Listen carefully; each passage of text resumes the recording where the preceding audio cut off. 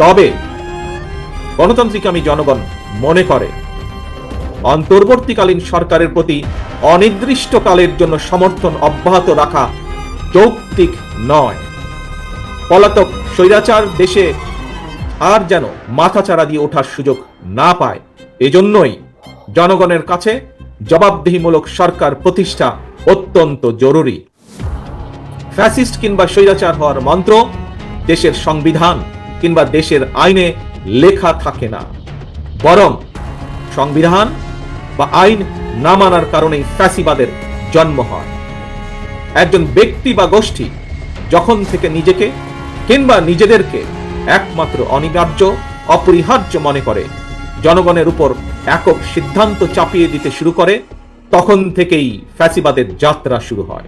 এবং এ কারণেই বলতে চাই, কোন ব্যক্তি অথবা গোষ্ঠীর মনে বিনা ভোটে ক্ষমতা দীর্ঘায়িত করার সুপ্ত বাসনা, পুনের আকাঙ্ক্ষা যেন রাষ্ট্র সরকারকে ফ্যাসিবাদে প্রতি প্রলুব্ধ করতে না পারে, সেজন্যই জনগণের প্রত্যক্ষ ভোটে নির্বাচিত জনপ্রতিনিধি, নির্বাচিত জাতীয় সংসদ এবং জবাবদিহিমূলক সরকার প্রতিষ্ঠা করা দরকার।